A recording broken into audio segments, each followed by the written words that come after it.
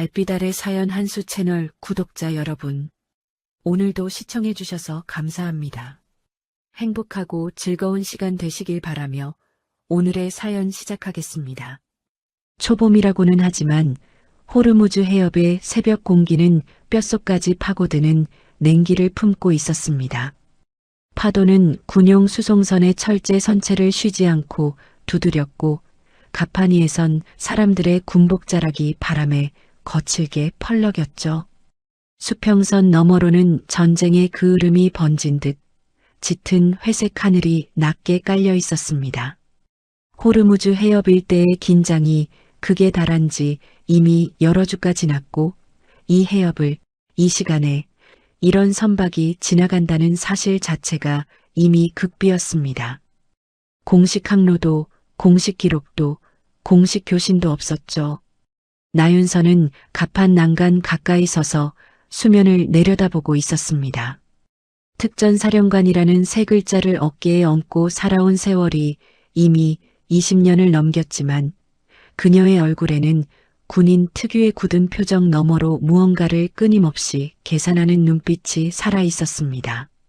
중동 전쟁이 격화되면서 한국 정부는 극도로 민감한 외교적 임무를 수행할 채널이 필요했고 그 채널의 끝에 나윤서가 있었습니다. 그녀가 이 배에 오른 이유는 서류 어디에도 기록되지 않았습니다. 기록되어선 안 되는 임무였으니까요. 바람이 한 차례 크게 몰아쳤습니다. 나윤서는 눈을 가늘게 뜨고 수평선을 훑쳤습니다. 수면에 반사되는 달빛의 결이 불규칙하게 흔들리고 있었고 저 멀리 유조선 불빛이 희미하게 깜빡였습니다. 전쟁이 일어나도 석유는 흐른다는 사실이 이상하리만치 냉정하게 느껴지는 새벽이었습니다. 보좌관 최민재가 다가와 낮은 목소리로 보고했습니다. 곧 접안합니다, 장군님. 나윤서는 짧게 고개를 끄덕였습니다. 두 손을 등 뒤로 모은 채 시선을 거두지 않았죠. 선내 분위기는 팽팽했습니다. 갑판에 배치된 보좌관 넷 모두 총기를 소지했지만 이 해상에서 교전이 벌어진다면 그 총이 얼마나 의미가 있을지는 아무도 말하지 않았습니다. 말하지 않아도 모두가 알고 있었으니까요. 그때였습니다. 선수 방향에서 엔진 소리가 들려왔습니다. 낮고 날카로운 소리였죠. 파도를 가르며 고속 보트 두 척이 접근하기 시작했습니다. 어둠 속에서도 또렷하게 보였습니다. 태극기 패치, 계급장, 그리고 한국군 표준 장비. 완벽했습니다. 너무 완벽할 정도로 최민재가 안도한 듯 작게 숨을 내쉬었습니다. 우리 측 선발대인가 봅니다. 주변 보좌관들의 어깨에서 힘이 조금씩 빠졌습니다. 그 긴장의 이완이 갑판 전체에 퍼지는 데는 채 3초도 걸리지 않았습니다. 하지만 나윤서는 아무 말도 하지 않았습니다. 그녀의 시선은 보트 위의 인원들에게 고정된 채 미세하게 좁아졌습니다. 움직임의 리듬, 총기를 쥔 각도, 선박에 접근하는 방식. 훈련된 몸은 말보다 먼저 거짓말을 드러내는 법입니다. 진짜 선발대라면 선체 좌연 쪽으로 붙어야 합니다. 그런데 저들은 우연으로 접근하고 있었습니다. 그리고 인원 배치가 이상했습니다. 보호가 아니라 포위에 가까운 대형이었죠. 나윤서의 머릿속에서 경보가 울린 것은 바로 그 찰나였습니다. 정지. 목소리가 나오는 순간 이미 늦어버렸다는 것을 알았습니다. 보트가 선체에 닿는 소리와 함께 갑판 위는 총구의 숲이 되었습니다. 양측에서 무장 병력이 동시에 쏟아져 올라왔고 조명을 들이대는 손길과 겨누는 총구가 순식간에 모든 방향을 막아버렸습니다. 공기는 금속 냄새와 바다 냄새가 뒤엉킨 채 그대로 얼어붙었습니다. 한순간의 정적, 그리고 한국어였지만 억양이 뒤틀린 어딘가 이질적인 목소리가 갑판을 가로질렀습니다. 움직이면 죽는다. 단 5글자.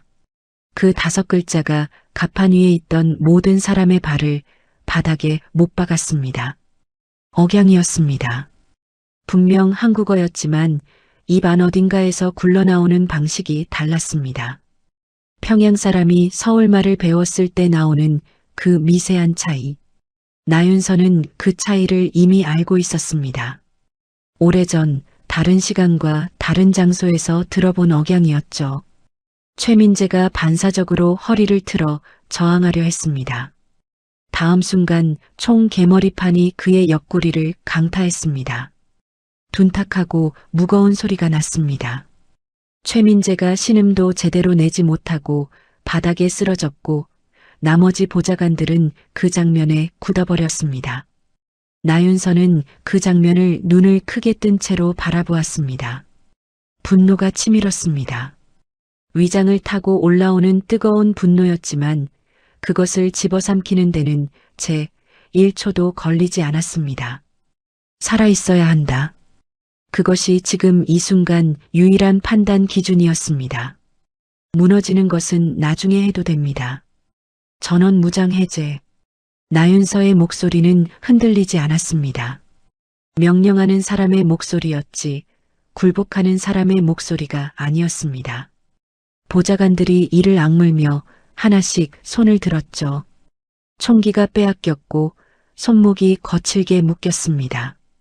검은 천이 눈을 가렸습니다. 어둠이 내려앉는 순간 나윤서는 오히려 더 집중했습니다. 남은 감각들이 한꺼번에 깨어나는 느낌이었습니다. 끌려가는 발 아래로 전해지는 진동의 결, 공기 중에 섞인 기름 냄새, 멀리서 들리는 엔진 소리의 방향, 그리고 바닥에 찍힌 군화 자국 하나가 눈가리개 아래 좁은 틈새로 스쳐 지나갔습니다. 밑창 패턴이 한국군 표준이 아니었습니다.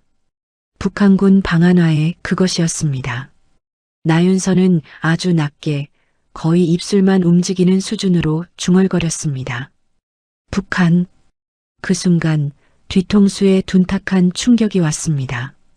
시야가 꺼지듯 의식이 무너졌습니다. 마지막으로 느낀 것은 차가운 철판이 뺨에 닿는 감각이었습니다. 그리고 파도 소리. 아무것도 모르는 듯, 아무 일도 없다는 듯 파도는 여전히 선체를 두드리고 있었어요. 정체불명의 구금시설은 빛이 없었습니다. 창문도 환기구도 시간을 알 수 있는 어떤 단서도 없었습니다. 콘크리트 벽은 오래된 습기를 머금고 있었고 바닥은 차갑다 못해 감각을 마비시킬 정도였습니다. 어디선가 물 떨어지는 소리가 일정한 간격으로 울렸죠. 그 소리만이 이 공간에 시간이 흐르고 있다는 유일한 증거였습니다. 나윤서가 눈을 뜬 것은 의식이 돌아온 것인지 아니면 단순히 몸이 고통에 반응한 것인지 스스로도 구분하기 어려운 순간이었습니다. 뒤통수가 욱신거렸고 입안에는 쇳물 같은 맛이 번졌습니다. 손목에 감긴 결박이 피부를 파고들었죠. 천천히 시야가 돌아왔습니다. 나윤서는 눈을 깜빡이며 공간을 훑었습니다. 보좌관들이 옆에 나란히 쓰러져 있었습니다. 최민재는 여전히 의식이 없었고 나머지 셋은 눈은 떴지만 움직이지 못하고 있었습니다. 두려움이 아니라 충격이었습니다. 몸이 아직 상황을 받아들이지 못한 상태였죠. 나윤서는 그들의 얼굴을 하나씩 확인했습니다. 죽지 않았습니다. 지금은 그것으로 충분했습니다. 철제 문이 열린 것은 그때였습니다. 경첩이 삐걱대는 소리와 함께 형광등이 켜졌고 갑작스러운 빛에 나윤서는 반사적으로 눈을 찡그렸습니다. 발소리가 들어왔습니다. 하나, 둘, 셋. 그리고 멈췄습니다. 정면에 리태건이 서 있었습니다. 한국 군복을 벗어던지는 동작이 느리고 여유로웠습니다. 마치 오래 기다려온 순간을 즐기는 사람처럼. 그 아래에는 북한군 제복이 단정하게 갖춰져 있었습니다. 계급장이 선명했습니다.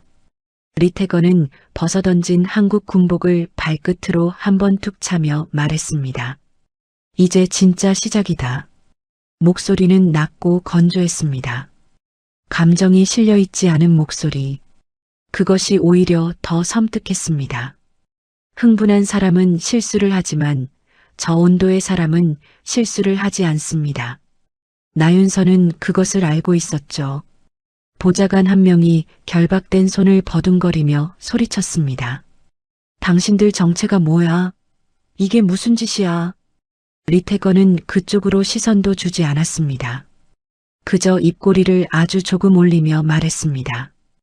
이미 늦었다. 그리고 나윤서 앞으로 천천히 걸어왔습니다. 발소리가 콘크리트 바닥에 또렷하게 울렸습니다. 그는 나윤서의 얼굴 앞에서 멈췄습니다. 허리를 굽혀 그녀의 눈높이로 시선을 맞췄죠. 가까운 거리에서 마주한 리태건의 눈은 어딘가 공허했습니다. 무언가를 오래전에 포기한 사람의 눈이었습니다. 당신이 누구인지 다 안다. 정적이 흘렀습니다. 나윤서는 눈을 피하지 않았습니다. 특전사령관, 쓰리스타, 보좌관들의 얼굴이 일제히 굳었습니다. 저들이 나윤서의 신분을 알고 있다는 것, 그것은 이 납치가 우연이 아니라는 뜻이었습니다. 치밀하게 계획된 작전이었죠.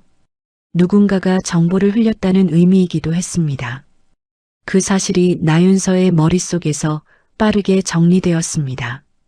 분노보다 냉정함이 먼저였습니다.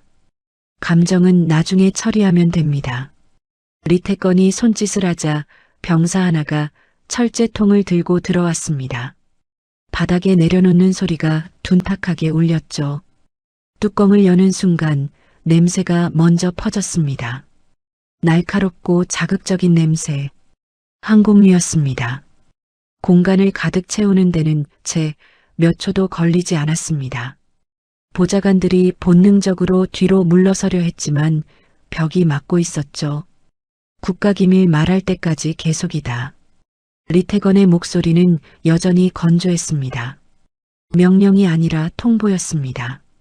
보좌관 하나가 고개를 세차게 저으며 외쳤습니다. 장군님, 절대 말씀하시면 안 됩니다. 그 말이 끝나기도 전이었습니다. 병사 둘이 그의 머리를 강제로 뒤로 젖혔고 철제통의 항공유가 입안으로 쏟아졌습니다. 목을 막으려는 본능이 오히려 더 많이 흘러들어가게 만들었습니다. 몸이 격렬하게 뒤틀리다 바닥으로 쓰러졌고 기침 소리와 구역질 소리가 뒤엉켰습니다. 나머지 보좌관들이 눈을 질끈 감았습니다. 나윤서는 눈을 감지 않았습니다. 그 장면을 똑바로 보았습니다. 이 공간에서 시선을 피하는 것은 자신이 무너지고 있다는 신호가 됩니다. 무너지면 저들이 원하는 것을 얻습니다. 나윤서는 그것을 허락할 생각이 없었습니다. 리태건이 시선을 나윤서에게 돌렸습니다.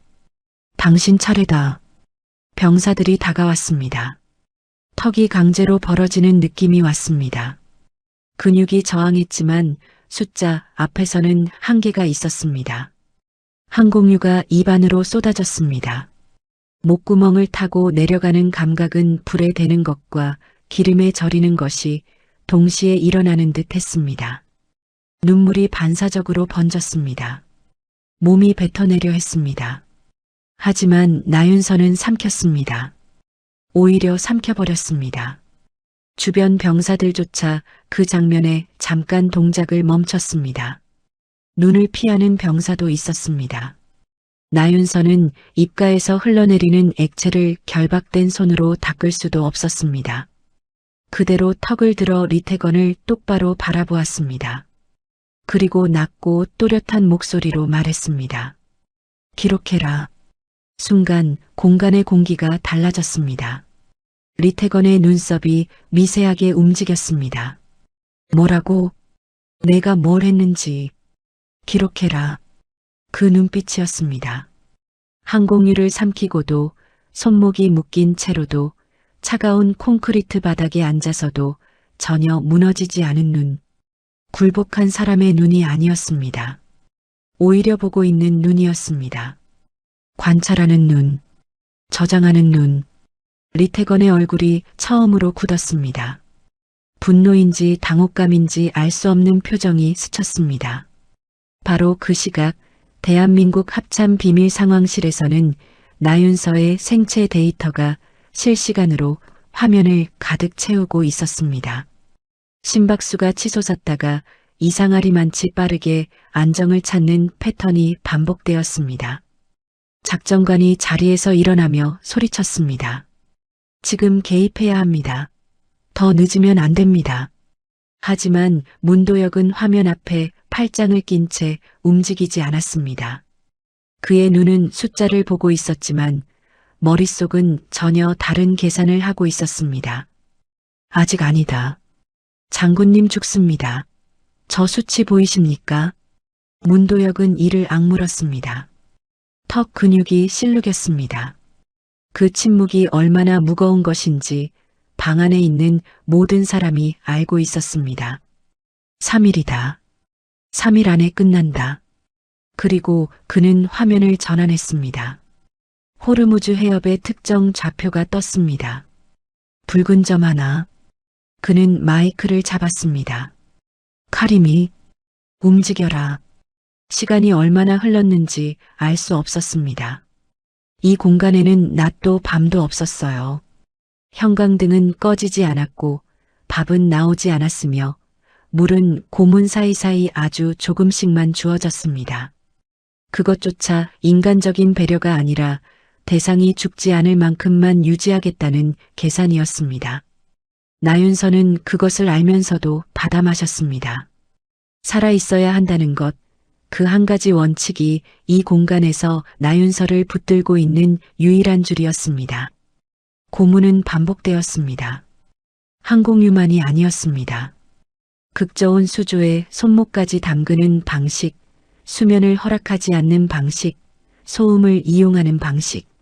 리태건의 부하들은 체계적이었습니다. 즉흥적인 잔인함이 아니라 훈련된 절차였습니다. 그것이 오히려 더 무서운 종류의 폭력이었습니다. 분노에서 비롯된 폭력은 한계가 있지만 절차에서 비롯된 폭력은 멈추는 지점이 없습니다. 나윤서는 그 사실을 온몸으로 확인하고 있었습니다. 보좌관 둘이 결국 무너졌습니다. 울음이 아니라 몸이 먼저 포기했습니다. 의식을 잃고 쓰러진 채 깨어나지 못했습니다. 최민재는 갈비뼈가 부러진 것이 분명했습니다. 숨을 들이쉴 때마다 표정이 일그러졌습니다. 나윤서는 그의 얼굴을 볼 때마다 시선을 거두지 않았습니다. 외면하지 않겠다는 것이 지금 그녀가 그들에게 해줄 수 있는 전부였습니다. 리태건이 다시 들어온 것은 세 번째 고문이 끝난 직후였습니다. 나윤서는 벽에 등을 기댄 채 무릎을 세우고 있었습니다. 호흡은 가빴지만 눈은 살아있었습니다. 리태건은 그 모습을 보며 잠깐 멈췄습니다. 미간이 좁혀지는 것이 보였습니다. 그가 예상한 상태가 아니었을 겁니다. 이 정도면 대부분의 사람은 이미 부서져 있어야 했습니다. 왜 안 죽어? 혼잣말에 가까운 소리였습니다. 하지만 공간이 좁아서 나윤서에게도 들렸습니다. 나윤서는 천천히 눈을 들어 리태건을 바라보았습니다. 입안에 피맛이 남아 있었습니다. 입술이 갈라져 있었고 손목은 결박 자국으로 벌겋게 부어 있었습니다. 하지만 그녀는 웃었습니다. 작게 그러나 분명하게. 이 정도로 끝낼 생각이었냐? 도발이 아니었습니다. 진심이었습니다. 자신이 어떤 훈련을 받아왔는지, 자신의 몸이 어디까지 버틸 수 있는지 나윤서는 누구보다 잘 알고 있었습니다. 특전사에서 보낸 20여 년은 몸을 단련하는 시간이기도 했지만 동시에 한계를 정확하게 파악하는 시간이기도 했습니다. 무너지는 지점을 알아야 그 직전에서 멈출 수 있습니다. 나윤서는 지금 그 경계선 위에서 정확하게 균형을 잡고 있었습니다. 리태건의 얼굴에 분노가 스쳤습니다. 그는 뒤를 돌아보며 고문을 재개하라고 지시했습니다. 병사들이 다시 움직이기 시작했습니다. 그때 옆에 서 있던 강명철이 조용히 한 걸음 앞으로 나섰습니다. 강명철은 리태건의 오른팔이었습니다. 이 작전 전체를 실무적으로 설계한 인물이었고 감정보다 분석을 앞세우는 인간이었습니다. 그가 낮은 목소리로 말했습니다. 잠깐 멈추십시오. 리태건이 돌아보았습니다. 강명철은 시선을 나윤서에게 고정한 채 말을 이었습니다. 이 사람 이상합니다. 뭐가? 포로가 아닙니다. 그 말에 방 안의 공기가 달라졌습니다. 병사들도 동작을 멈추었습니다. 강명철은 손에 들고 있던 자료를 펼쳤습니다. 나윤서의 생체 반응 수치, 심박 패턴, 혈압 변화를 정리한 기록이었습니다. 그는 그것을 리태건 앞에 내밀었습니다. 일반적인 포로는 이 수치가 나오지 않습니다. 극한 스트레스 상황에서 오히려 심박이 안정되는 사람은 두 종류입니다. 죽기로 작정한 사람 아니면 강명철은 잠깐 멈추었습니다. 끝까지 살기로 작정한 사람입니다. 나윤서는 그 말을 들으며 강명철을 바라보았습니다.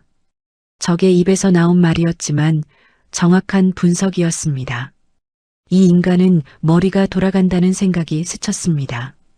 머리가 돌아가는 적은 감정적인 적보다 훨씬 위험하지만 동시에 설득이 가능한 적이기도 합니다. 나윤서는 그 가능성을 머릿속 한켠에 조용히 접어두었습니다. 리태건은 강명철의 자료를 한참 내려다보았습니다. 그리고 나윤서를 다시 보았습니다. 시선 속에 계산이 섞였습니다. 단순한 분노가 아니라 전략적 판단이 개입되기 시작한 눈이었습니다. 그것은 상황이 바뀌고 있다는 신호였습니다. 아직 어느 쪽으로 바뀔지는 알 수 없었습니다. 나윤서는 벽에 등을 기댄 채 숨을 골랐습니다. 폐가 욱신거렸습니다. 손끝에 감각이 희미해지고 있었습니다. 몸은 솔직했습니다. 한계에 가까워지고 있다는 것을 몸은 이미 알고 있었습니다. 하지만 눈은 달랐습니다. 눈만큼은 포기하지 않았습니다. 그녀는 형광등을 올려다보았습니다. 꺼지지 않는 빛, 시간을 지워버리려는 의도로 켜진 빛이었지만 나윤서에게는 오히려 반대로 작용했습니다. 빛이 있는 한, 의식이 있는 한, 아직 끝이 아니었습니다. 최민재가 낮은 소리로 불렀습니다. 장군님. 나윤서는 그쪽으로 고개를 돌렸습니다. 최민재의 얼굴이 창백했습니다. 눈 안에 두려움이 가득했죠. 나윤서는 짧게 그러나 또렷하게 말했습니다. 버텨라. 두 글자였습니다. 설명도 위로도 약속도 아니었습니다. 하지만 최민재는 그 두 글자를 듣고 입술을 다물었습니다. 다시 이를 악무는 소리가 들렸습니다. 나윤서는 다시 형광등을 올려다보았습니다. 문도혁이 3일이라고 했습니다. 그 말을 들은 것은 아니었지만 나윤서는 직감적으로 알고 있었습니다. 바깥에서 무언가가 움직이고 있습니다. 자신이 해야 할 일은 그것이 도착할 때까지 이 자리에 살아있는 것이었습니다. 그녀는 눈을 감지 않았습니다. 형광등의 빛이 눈 안으로 곧장 들어왔지만 시선을 내리지 않았습니다. 타오르는 듯한 흰빛 속에서 나윤서는 숨을 들이쉬었습니다. 천천히 끝까지 폐가 허락하는 만큼 깊게. 기억은 고통이 극에 달할 때 찾아옵니다. 몸이 현재를 버티지 못할 때 뇌는 다른 시간으로 도망치려 하죠. 나윤서도 그랬습니다. 형광등 아래 벽에 기댄 채 의식의 경계를 오가는 동안 눈앞에 펼쳐진 것은 이 콘크리트 공간이 아니었습니다. 모래바람이 불었습니다. 열기가 피부를 태웠습니다. 이라크의 하늘이었습니다. 20여 년 전 나윤서가 소령 계급장을 달고 처음으로 중동 협상 테이블에 앉았던 그 해였습니다. 전쟁은 이미 시작된 지 오래였고 국제사회는 저마다의 셈법으로 움직이고 있었습니다. 한국 정부는 군수물자 공급 루트를 확보해야 했고 그 협상 창구로 나윤서가 선택되었습니다. 나이도 어리고 여자이고 계급도 높지 않았습니다. 그 세 가지가 오히려 선택의 이유였습니다. 아무도 주목하지 않는 사람이 가장 멀리 들어갈 수 있습니다. 협상 장소는 바그다드 외곽의 민간 건물이었습니다. 에어컨도 없었고 천장 선풍기만이 뜨거운 공기를 느리게 휘젓고 있었습니다. 테이블 맞은편에는 이라크 측 협상단이 앉아 있었고 그 옆에는 이란 측 인사들이 별도로 자리를 잡고 있었습니다. 같은 테이블에 앉아 있었지만 서로를 보지 않았습니다. 긴장이 공기처럼 방안을 가득 채우고 있었죠. 이라크 측 수석 협상가가 서류를 밀어냈습니다. 그리고 새 서류를 내밀었습니다. 숫자가 적혀 있었습니다. 막대한 금액이었습니다. 단일 계약으로는 나윤서가 본 것 중 가장 큰 숫자였습니다. 우리에게 우선 공급해라. 이란보다 먼저, 더 많이. 통역이 한국어로 옮겼지만 나윤서는 이미 아랍어로 내용을 파악한 뒤였습니다. 그녀는 서류를 천천히 내려다보았습니다. 숫자는 컸습니다. 하지만 그 숫자 뒤에 붙어오는 것이 무엇인지도 알고 있었습니다. 이 계약을 수락하는 순간 한국은 이 전쟁에서 한쪽 편이 됩니다. 공식적으로는 아니더라도 실질적으로는 그렇습니다. 그리고 한쪽 편이 된 나라는 반대쪽의 적이 됩니다. 나윤서는 서류를 덮었습니다. 우린 거래를 무기로 하지 않습니다. 통역이 말을 옮기는 순간 테이블 분위기가 굳었습니다. 이라크 측 협상가의 눈썹이 올라갔습니다. 예상하지 못한 대답이었을 겁니다. 젊은 한국 군인이, 그것도 소령이, 이 금액을 거절할 것이라고는 생각하지 않았겠죠. 나윤서는 그 시선을 받으면서도 표정을 바꾸지 않았습니다. 동일한 조건을 양측 모두에게 제시합니다. 우선순위는 없습니다. 특혜도 없습니다. 공급 물량은 계약 순서에 따라 배분됩니다. 이라크 측이 반발했습니다. 목소리가 높아졌고 통역이 따라가기 버거울 정도로 말이 쏟아졌습니다. 협상 결렬을 암시하는 단어들이 섞였습니다. 나윤서는 그것을 듣는 내내 테이블 위에 두 손을 가지런히 올려놓은 채 앉아 있었습니다. 흔들리지 않는 것이 아니라 흔들릴 이유를 찾지 못한 사람의 표정이었습니다. 자신이 옳다는 확신이 있는 사람은 그런 얼굴을 합니다. 이란 측이 조용했습니다. 발언하지 않고 항의하지 않고 그저 지켜보고 있었습니다. 그 침묵이 오히려 눈에 띄었습니다. 나윤서는 시선을 이란 측 테이블로 옮겼습니다. 그리고 그때 처음으로 하산 카리미를 보았습니다. 카리미는 이란 측 인사들 중에서 가장 젊은 축에 속했습니다. 하지만 앉아있는 방식이 달랐습니다. 등이 고닫고 손이 테이블 위에 있었으며 시선이 분산되지 않았습니다. 말을 많이 하는 사람이 아니라 듣는 사람이었습니다. 그리고 그는 나윤서를 보고 있었습니다. 단순한 관찰이 아니라 무언가를 재는 눈이었습니다. 협상이 일단락된 것은 2시간 뒤였습니다. 이라크 측은 불만족스러운 표정으로 자리를 떴고 이란 측은 조용히 서류에 서명했습니다. 동일 조건, 동일 물량. 나윤서가 제시한 그대로였습니다.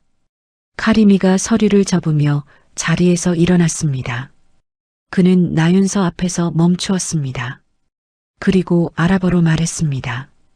통역이 따라오기 전에 나윤서는 이미 알아들었습니다. 그 선택 잊지 않겠다. 나윤서는 짧게 고개를 끄덕였습니다. 특별한 의미를 부여하지 않았습니다. 그것은 외교적 의뢰일 수도 있었고 진심일 수도 있었습니다. 그때의 나윤서는 그 차이를 가려낼 만한 경험이 없었습니다. 그저 해야 할 일을 했을 뿐이었습니다. 하지만 카리미는 달랐습니다. 그 자리를 나서면서 카리미가 떠올린 것은 서류의 숫자가 아니었습니다. 막대한 금액을 테이블에 밀어넣는 상대가 넘쳐나는 세계에서 그 돈을 덮고 원칙을 꺼내든 사람을 처음 보았습니다. 그것도 가장 힘이 없어 보이는 자리에서. 카리미는 그 장면을 오래 기억했습니다. 사람을 기억하는 방식이 그랬습니다. 무엇을 가졌는지가 아니라 무엇을 선택했는지로. 세월이 흘렀습니다.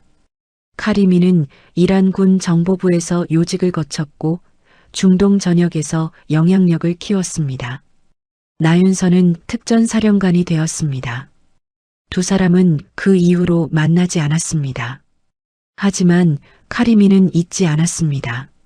나윤서가 그날 테이블 위에 올려놓았던 것이 단순한 협상 원칙이 아니라는 것을 시간이 지날수록 더 분명하게 알게 되었습니다. 그것은 사람이 어떤 세계를 믿는지를 보여주는 선택이었습니다. 지금 호르무즈 해협 어딘가에서 카리미가 움직이고 있었습니다. 문도혁이 그의 이름을 부른 것은 마지막 수단이 아니었습니다. 가장 정확한 수단이었습니다. 20여 년 전 바그다드의 낡은 건물에서 나윤서가 서류를 덮던 그 순간이 오늘을 만들고 있었습니다. 나윤서는 그것을 몰랐습니다. 하지만 카리미는 알고 있었습니다. 그리고 기억은 때로 가장 강한 무기가 되어 주었어요.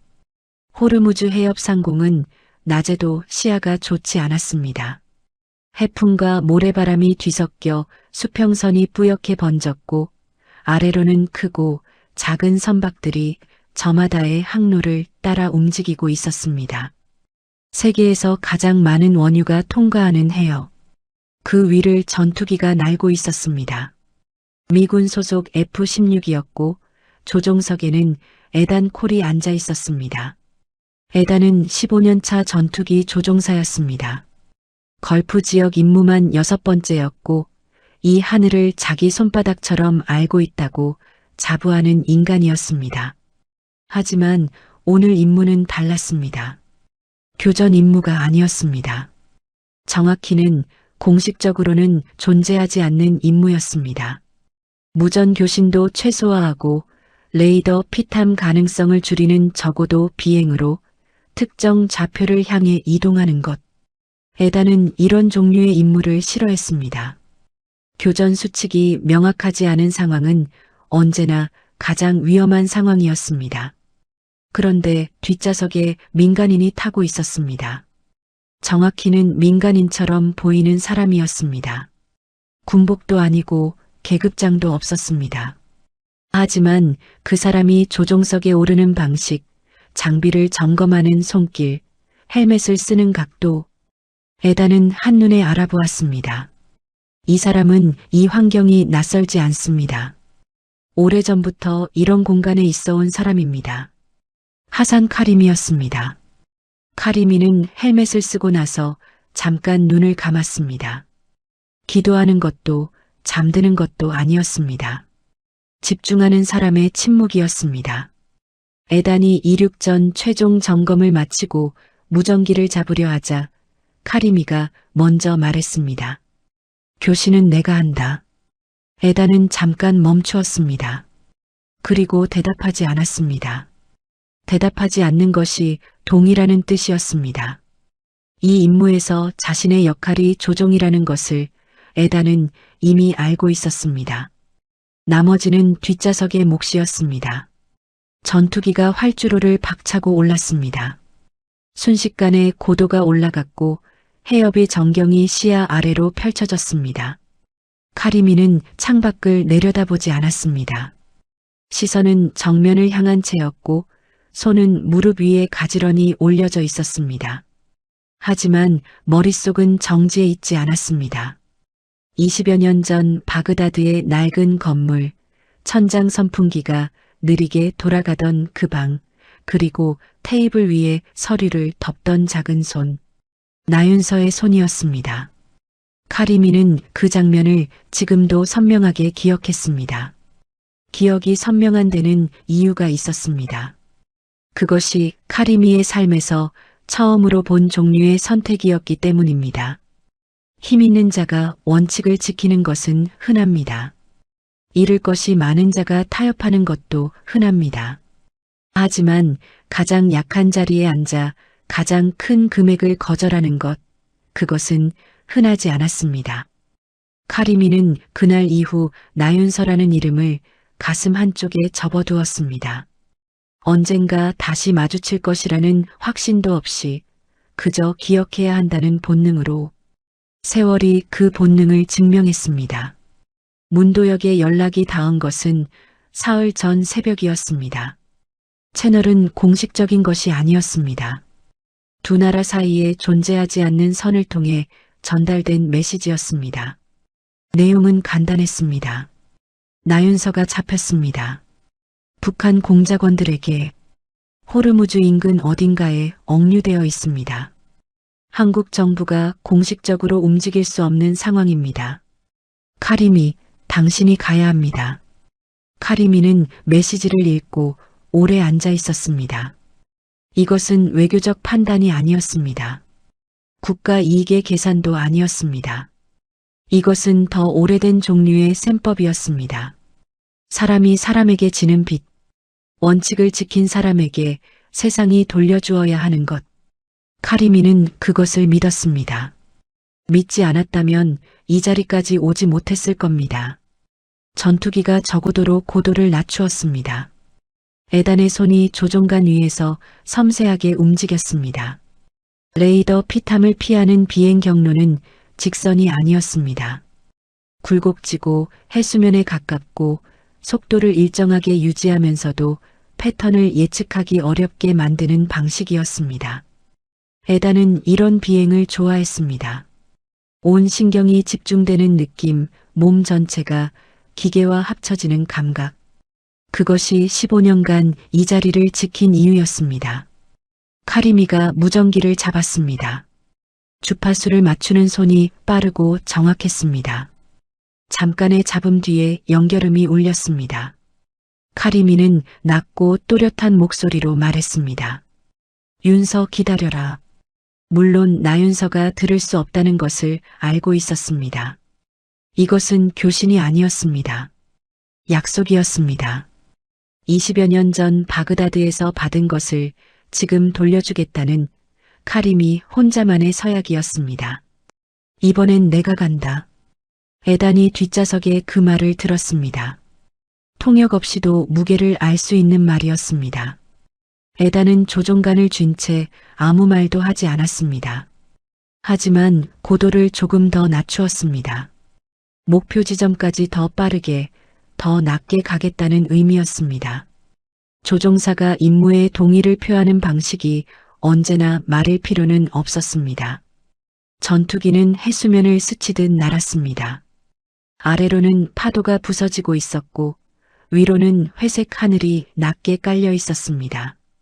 어딘가 저 아래, 어딘가 저 해협 너머 육지의 어느 지점에 나윤서가 있었습니다.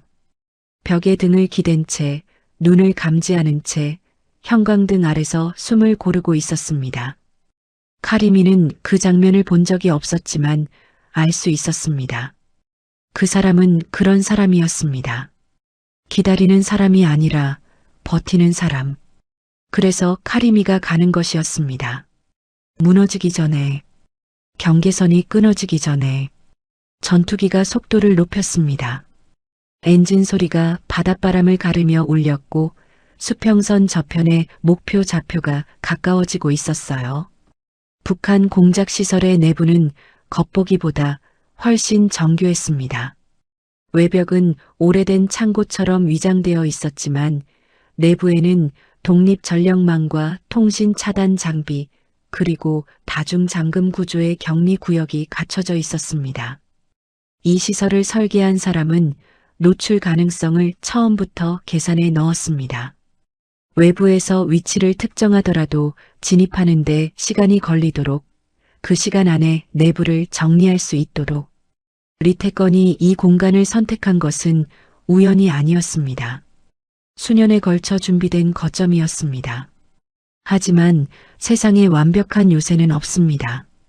완벽해 보이는 구조일수록 설계자의 사각지대가 있습니다. 자신이 예상한 방향에서만 위협이 온다고 믿을 때 예상하지 못한 방향이 열립니다.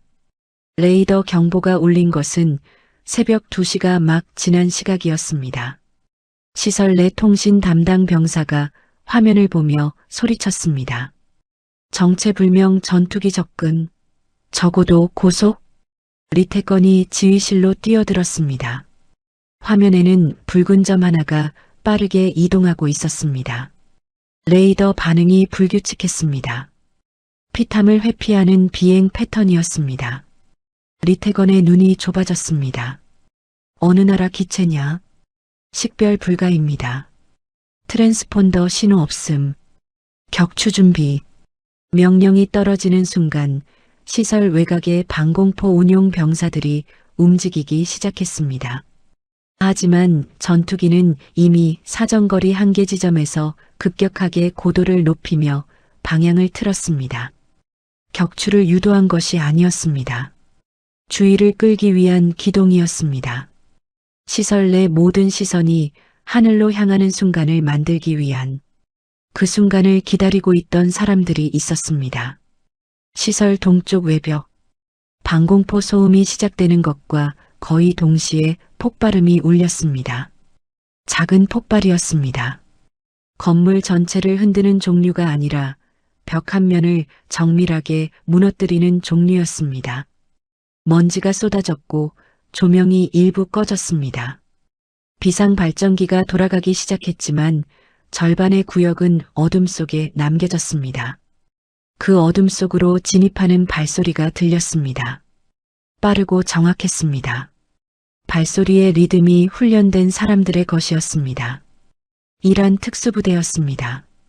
카리미가 직접 편성한 4명의 인원이었고 그들은 이 시설의 내부 구조를 이미 숙지하고 있었습니다. 카리미가 사흘 동안 한 일이 그것이었습니다. 위성 사진을 분석하고 탈주자 정보를 수집하고 진입 경로를 설계하는 것. 감으로 움직이는 사람이 아니었습니다. 구금 구역으로 통하는 복도에 경비 병사 둘이 있었습니다. 그들이 반응하기 전에 제압되었습니다. 소음 없이 신속하게 철제 문 앞에 도달하는 데 걸린 시간은 진입 후 4분이었습니다.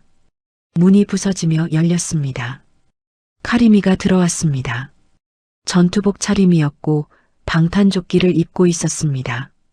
손에는 총을 들고 있었지만 총구는 내려져 있었습니다.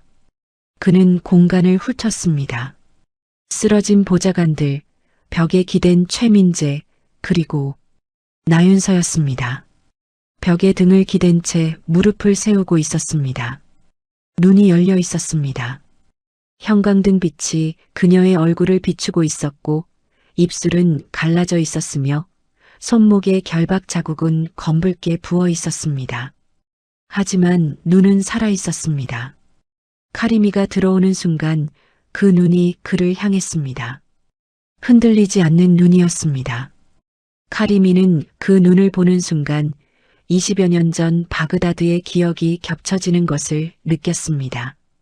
그때도 이런 눈이었습니다. 가장 불리한 자리에서 가장 또렷한 눈을 하고 있던 사람. 카리미는 무릎을 굽혀 나윤서의 눈높이로 내려앉았습니다. 그리고 결박을 끊었습니다. 나윤서의 손이 앞으로 떨어졌습니다. 감각이 돌아오는 것인지 사라지는 것인지 알 수 없는 표정이 스쳤습니다. 카리미는 조용히 말했습니다. 이제 끝이다. 나윤서는 대답하지 않았습니다. 대신 카리미의 얼굴을 한참 바라보았습니다. 이 사람이 왜 여기 있는지 묻지 않았습니다. 물을 필요가 없었습니다.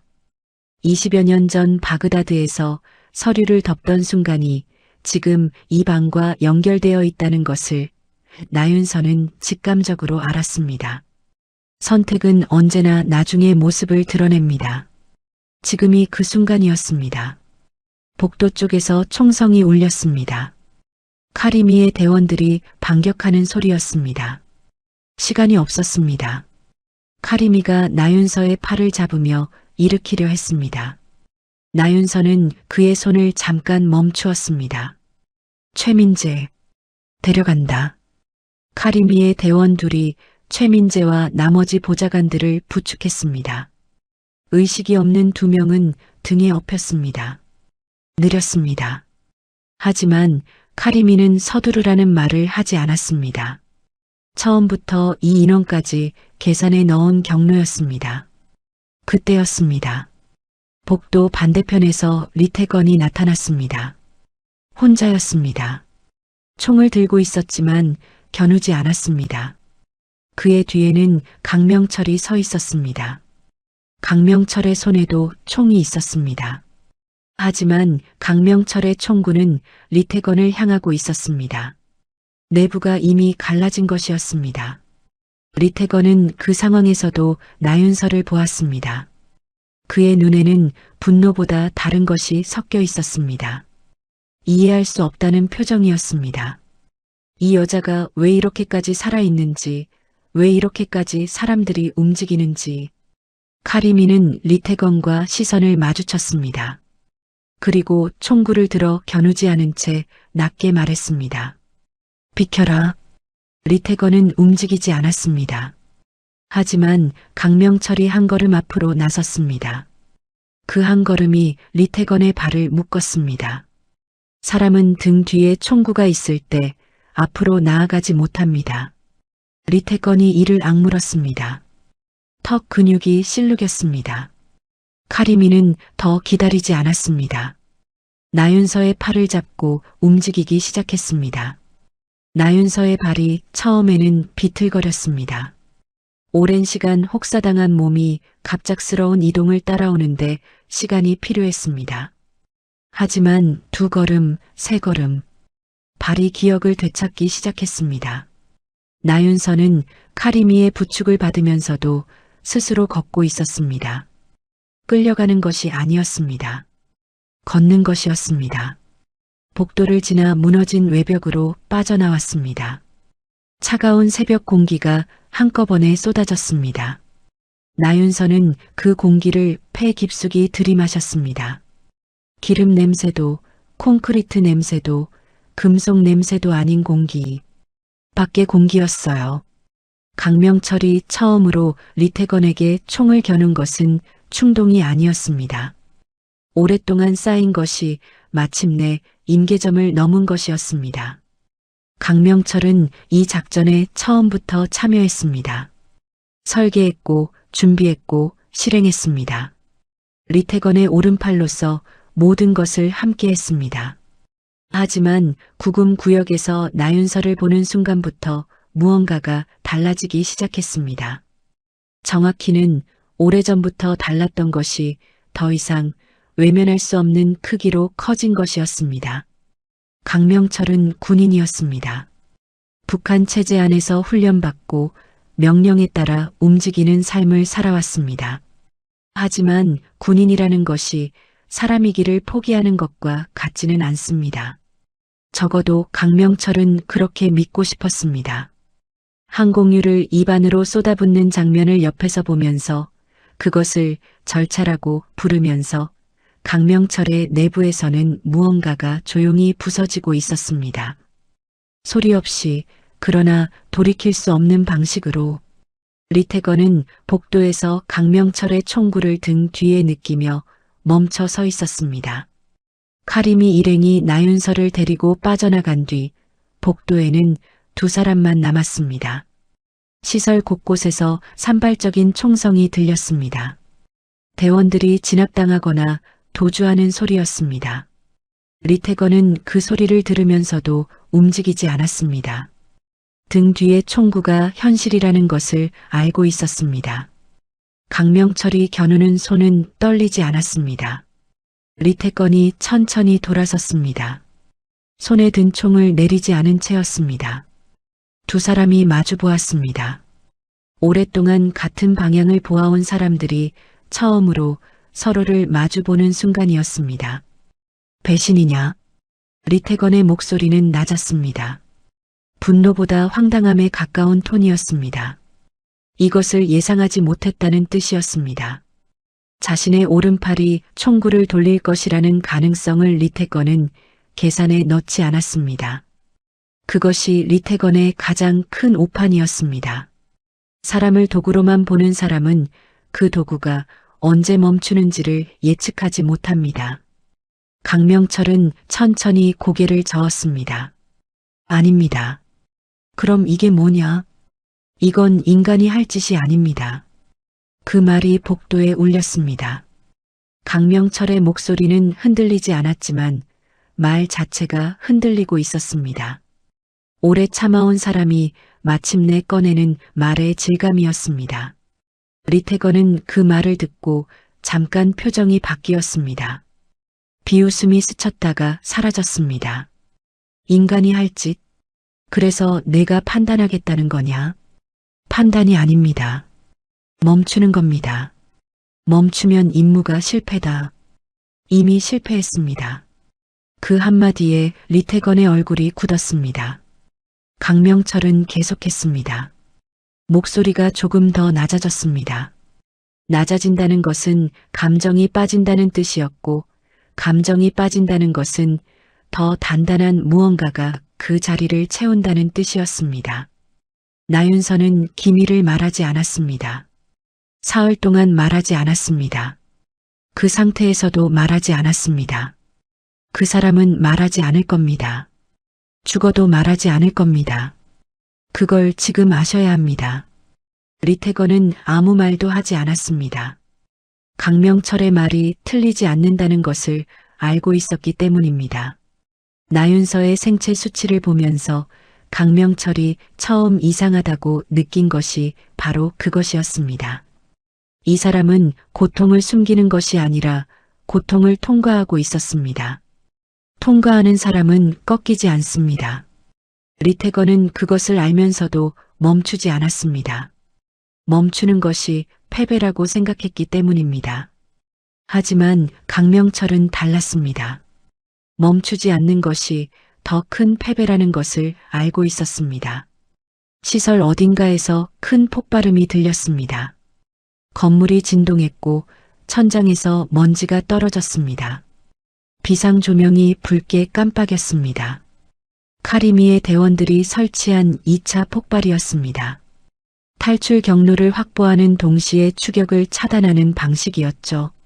시설 전체가 혼란에 빠지기 시작했습니다. 병사들이 뛰어다니는 소리, 무전교신 소리, 무너지는 구조물 소리가 뒤엉켰습니다. 리태건은 그 혼란 속에서도 강명철에게서 시선을 거두지 않았습니다. 총구가 여전히 자신을 향하고 있었습니다. 리태건의 머릿속에서 계산이 돌아갔습니다. 지금 이 상황을 뒤집을 수 있는가? 강명철을 제압할 수 있는가? 탈출 경로는 남아있는가? 하나씩 따져볼수록 답이 좁아졌습니다. 시설은 이미 침투당했고 핵심 인질은 빠져나갔으며 내부는 갈라졌습니다. 리태건이 평생 쌓아온 것들이 이 복도에서 무너지고 있었습니다. 내려놔라. 강명철이 말했습니다. 총을 내려놓으라는 것이었습니다. 리태건은 그 말을 듣고 긴 침묵 속에 서 있었습니다. 항복이라는 단어를 한 번도 자신에게 적용해 본 적이 없는 사람의 침묵이었습니다. 무릎을 꿇는 것이 무엇인지 몸이 기억하지 못하는 사람의 시간이었습니다. 천장에서 조명 하나가 완전히 꺼졌습니다. 어둠이 더 짙어졌습니다. 붉은 비상 조명만이 복도를 물들였고 그 빛 안에서 리태건의 얼굴은 절반이 그늘에 잠겼습니다. 그 얼굴에서 강명철이 읽은 것은 분노가 아니었습니다. 피로였습니다. 오래 달려온 사람의 피로, 멈추는 법을 잊어버린 사람이 마침내 멈춰야 하는 순간 앞에서 느끼는 종류의 피로였습니다. 리태건의 손이 천천히 내려갔습니다. 총이 바닥에 닿는 소리가 났습니다. 금속이 콘크리트에 닿는 건조한 소리였습니다. 리태건은 그 자리에 서서 아무 말도 하지 않았습니다. 강명철도 말하지 않았습니다. 말이 필요하지 않은 순간이었습니다. 무너지는 것에는 소리가 없습니다. 가장 단단했던 것이 끝내 내려앉을 때 세상은 생각보다 조용합니다. 강명철은 총구를 내리지 않은 채 한 걸음 앞으로 나섰습니다. 그리고 리태건의 총을 발로 멀리 밀었습니다. 두 사람은 붉은 빛 속에 서 있었습니다. 시설은 계속 흔들렸고 소리는 계속 났습니다. 하지만 이 복도만은 이상하리만치 고요했습니다. 오랜 것이 끝나는 자리는 대개 그런 법이었죠. 한국으로 돌아오는데 사흘이 걸렸습니다. 공식 루트가 아니었습니다. 카리미가 마련한 경로를 통해 오만으로 이동했고 거기서 민간 의료 항공기로 환승했습니다. 나윤서와 보좌관들의 상태를 고려하면 군용 수송기보다 안정적인 선택이었습니다. 최민재는 부러진 갈비뼈 2대를 테이핑한 채로 이동했고 의식을 잃었던 보좌관 둘은 기내에서 간신히 눈을 떴습니다. 나윤서는 이동 내내 눈을 감고 있었습니다. 잠든 것이 아니었습니다. 몸이 허락하는 한도 안에서 에너지를 아끼는 것이었습니다. 그것조차 훈련에서 나온 습관이었습니다. 서울 외곽의 군 병원에 도착한 것은 이른 아침이었습니다. 해가 막 떠오르고 있었고 병원 건물의 유리창이 그 빛을 받아 주황빛으로 물들었습니다. 나윤서는 들것에 실려 들어갔습니다. 스스로 걷겠다고 했지만 의료진이 허락하지 않았습니다. 나윤서는 더 이상 고집하지 않았습니다. 몸이 이미 한계를 솔직하게 말하고 있었으니까요. 검사와 처치가 끝난 것은 오후였습니다. 손목 인대 손상, 늑골, 금, 내부 점막 손상, 탈수와 저체온 복합 증상. 의료진이 읽어 내려가는 목록을 나윤서는 눈을 감은 채 들었습니다. 숫자와 진단명이 나열될수록 자신의 몸이 얼마나 많은 것을 버텨냈는지가 역설적으로 실감되었습니다. 버티는 동안에는 몰랐습니다. 몸은 버티는 동안 비용을 숨깁니다. 청구서는 언제나 나중에 옵니다. 나윤서가 처음으로 깊이 잠든 것은 그날 밤이었습니다. 진통제가 아니라 몸이 스스로 선택한 잠이었습니다. 구금시설에서 허락되지 않았던 것, 의식을 내려놓는 것, 그것을 마침내 할 수 있다는 사실이 잠드는 순간까지도 낯설었습니다. 눈을 뜬 것은 다음 날 오전이었습니다. 병실 안으로 햇살이 들어오고 있었습니다. 초봄의 햇살이었습니다. 호르무즈 해협의 새벽 공기와는 전혀 다른 온도였습니다. 창밖으로 나무 한 그루가 보였습니다. 아직 잎이 다 피지 않은 나무였지만 가지 끝에 연두색이 돋아나고 있었습니다. 나윤서는 그것을 한참 바라보았습니다. 아무 생각 없이 그냥 보았습니다. 오랫동안 그런 시간이 없었다는 것을 그제야 알았습니다. 인기척이 났습니다. 병실 문 옆 의자에 카리미가 앉아 있었습니다. 언제부터 있었는지 알 수 없었습니다. 전투복은 아니었습니다. 민간인 복장이었고 손을 무릎 위에 올린 채 나윤서가 깨어나기를 기다리고 있었습니다. 나윤서와 눈이 마주치자 카리미는 자리에서 일어났습니다. 그리고 천천히 가까이 왔습니다. 병상 옆에 서서 나윤서를 내려다보았습니다. 그 눈에는 안도와 무언가 오래된 감정이 섞여 있었습니다. 잠시 침묵이 흘렀습니다. 먼저 말을 꺼낸 것은 카림이었습니다. 목소리가 낮고 조용했습니다. 그때 왜 그랬나? 나윤서는 카리미가 무엇을 묻는지 알았습니다. 20여 년 전 바그다드의 협상 테이블, 막대한 금액을 덮고 원칙을 꺼내든 그 순간 카리미는 그것을 20여 년 동안 품고 있었던 것이었습니다. 질문이 아니었습니다. 확인이었습니다. 자신이 기억하는 그 사람이 지금 이 사람과 같은 사람인지를. 나윤서는 천장을 보다가 카리미에게 시선을 돌렸습니다. 입술이 아직 갈라져 있었습니다. 말하는 것이 조금 불편했지만 목소리는 또렷했습니다. 사람이라서. 3글자였습니다. 설명이 없었습니다. 이유가 없었습니다. 하지만 카리미는 그 세 글자를 듣고 오래 서 있었습니다. 20여 년 전에 그 선택을 보고 느꼈던 것이 바로 이것이었습니다. 논리가 아니라 본성, 계산이 아니라 존재, 사람이라서 사람을 도구로 쓰지 않는다는 것. 그것이 그토록 단순한 말 안에 들어 있었습니다. 카리미는 고개를 숙였습니다.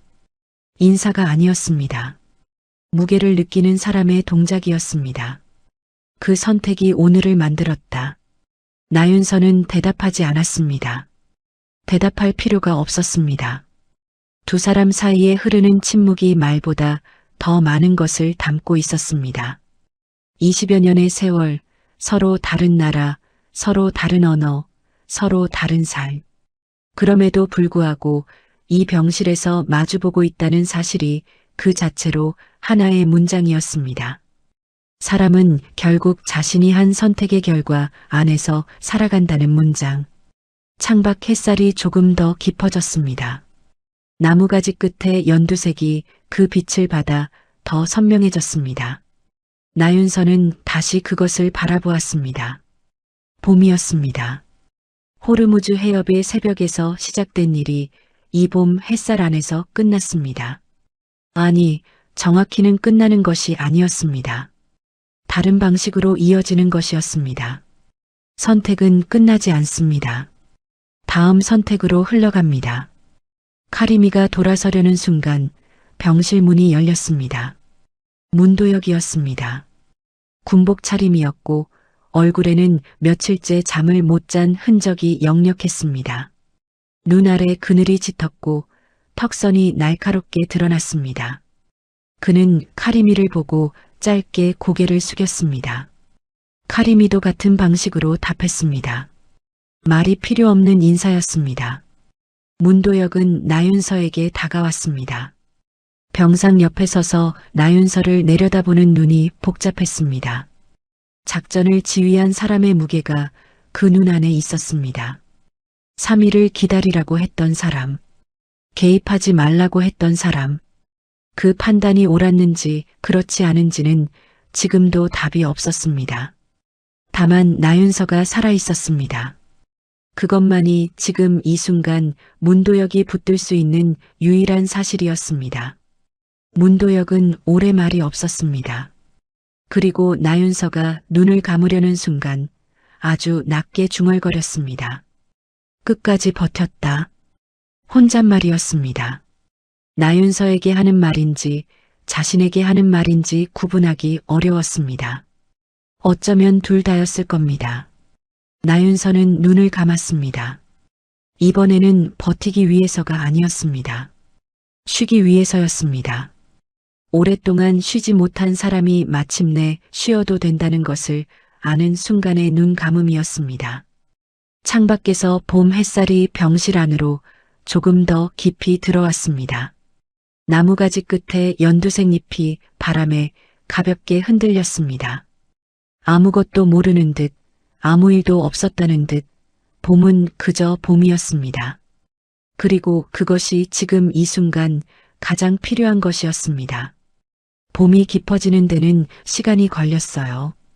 나윤서가 병원에 머문 것은 18회였습니다. 처음 닷새는 몸이 회복의 방향을 찾는 데만도 버거웠습니다. 손목 인대는 고정 부목을 달았고 손상된 점막은 음식을 삼킬 때마다 통증을 상기시켰습니다. 늑골은 숨을 깊이 들이쉬는 것을 허락하지 않았습니다. 몸은 솔직했습니다. 버티는 동안 숨겨두었던 비용을 이제 하나씩 꺼내어 청구했습니다. 나윤서는 그것을 묵묵히 받아냈습니다. 고통에 저항하지 않았습니다. 통과하는 것이 빠르다는 것을 알고 있었으니까요. 최민재는 같은 병원 다른 병실에 있었습니다. 나윤서가 처음으로 병실을 나설 수 있게 된 날, 그녀가 먼저 찾아간 곳이 거기였습니다. 최민재는 침대에 비스듬히 기댄 채 서리를 보고 있었습니다. 나윤서가 들어오는 것을 보자 서리를 내려놓았습니다. 두 사람은 한동안 아무 말도 하지 않았습니다. 말이 필요하지 않았습니다. 같은 공간에서 같은 시간을 버텨낸 사람들 사이에는 언어보다 먼저 통하는 것이 있습니다. 나윤서는 최민재의 침대 옆 의자에 앉았고 최민재는 창밖을 보았습니다. 그것으로 충분했습니다. 의식을 잃었던 보좌관 둘은 나윤서보다 먼저 퇴원했습니다. 젊었고 몸의 회복력이 달랐습니다. 퇴원하는 날 두 사람은 나윤서의 병실에 들렀습니다. 무슨 말을 해야 할지 모르는 얼굴이었습니다. 나윤서는 그들에게 먼저 말했습니다. 수고했다. 그 두 마디에 한 명이 눈을 붉혔습니다. 나윤서는 모른 척했습니다. 모른 척하는 것이 그 순간 그들에게 줄 수 있는 가장 나은 배려였습니다. 카리미는 나윤서가 깨어난 다음 날 한국을 떠났습니다. 공식적으로 한국에 온 적이 없는 사람이었으니 떠나는 것도 조용했습니다. 공항도 배웅도 없었습니다. 나윤서는 병실에서 그 사실을 전해 들었습니다. 섭섭함이 없었다고 하면 거짓말이겠지만 그것이 카림이답다는 생각이 먼저였습니다. 왔을 때도 조용히 왔고 해야 할 일을 하고 조용히 떠났습니다. 자신을 드러내는 방식이 그런 사람이었습니다. 나윤서는 그것을 이해했습니다. 이해하는 것이 감사를 표하는 방식이었습니다. 다만 카리미가 떠나기 전에 병실 창가에 놓고 간 것이 하나 있었습니다. 작은 화분이었습니다. 이름을 알 수 없는 식물이었는데 줄기가 가늘고 잎이 짙은 녹색이었습니다. 메모가 없었습니다. 설명도 없었습니다. 하지만 나윤서는 그 화분을 보며 알 수 있었습니다. 이것은 살아남은 것들에 대한 이야기였습니다. 가혹한 환경에서도 줄기를 세우고 잎을 피우는 것들에 대한. 나윤서는 그 화분을 창가에 두었습니다. 햇살이 가장 잘 드는 자리에. 문도혁은 매일 왔습니다. 매번 길게 머물지는 않았습니다. 보고할 것이 있으면 보고하고 확인할 것이 있으면 확인했습니다. 하지만 나윤서는 알았습니다. 그가 오는 것이 보고 때문만은 아니라는 것을. 문도혁은 3일을 기다리라고 명령한 사람이었습니다. 그 3일이 옳은 판단이었는지 그는 아직도 스스로에게 묻고 있었습니다. 나윤서는 그것을 먼저 꺼내지 않았습니다. 꺼낼 필요가 없었습니다. 살아있다는 것이 이미 대답이었으니까요. 어느 날 문도혁이 돌아가려다 문 앞에서 멈추었습니다. 그리고 나윤서 쪽을 보지 않은 채 말했습니다. 미안하다. 나윤서는 잠깐 그를 바라보다가 말했습니다. 왜요? 늦었다. 늦지 않았습니다. 문도혁은 대답하지 않았습니다. 하지만 문을 닫고 나가는 발소리가 올 때보다 조금 가벼웠습니다. 강명철에 대한 소식은 나윤서가 퇴원하기 이틀 전에 들어왔습니다. 그는 현재 제3국 기관을 통해 신변 보호 절차를 밟고 있었습니다. 귀순 의사를 밝혔고 진술에 협조하고 있었습니다. 나윤서는 그 보고를 듣고 잠시 생각했습니다. 구금시설에서 강명철이 말했던 것이 떠올랐습니다. 이건 인간이 할 짓이 아닙니다. 그 말을 할 수 있었던 사람이라면 다른 삶을 살 수 있습니다. 쉽지 않겠지만 불가능하지도 않을 겁니다. 나윤서는 그렇게 생각했습니다. 리태건은 시설 붕괴 과정에서 체포되었습니다. 복잡한 외교적 절차가 뒤따를 것이었고 그것이 어떤 결론으로 이어질지는 아직 알 수 없었습니다. 나윤서는 그 부분에 대해 더 이상 생각하지 않기로 했습니다. 자신이 통제할 수 있는 것과 없는 것을 구분하는 것, 그것도 훈련에서 나온 습관이었습니다. 퇴원하는 날 아침, 나윤서는 병실 창가에 화분을 들고 나섰습니다. 병원 입구에서 햇살이 쏟아졌습니다. 봄이 완전히 왔습니다. 벚꽃이 피었다가 이미 지고 있었고 그 자리에 연초록 잎이 돋아나고 있었습니다. 바람이 불었습니다. 차갑지 않았습니다. 나윤서는 그 바람을 잠깐 얼굴로 받았습니다. 눈을 감았습니다. 버티기 위해서가 아니라 느끼기 위해서였습니다. 20여 년 전 바그다드에서 서류를 덮던 순간부터, 호르무즈 해협의 새벽부터, 차가운 콘크리트 바닥부터, 가리고 잉어봄 햇살까지 모든 것이 하나의 선으로 이어져 있었습니다. 나윤서는 그 선을 선택이라고 불렀습니다. 사람이라서 한 선택들, 그것이 쌓여서 오늘이 되었습니다. 그리고 오늘이 쌓여서 내일이 될 것이었습니다. 나윤서는 화분을 가슴 앞에 안고 걸음을 내디뎠습니다. 햇살 속으로, 봄 속으로, 그리고 다음 선택을 향해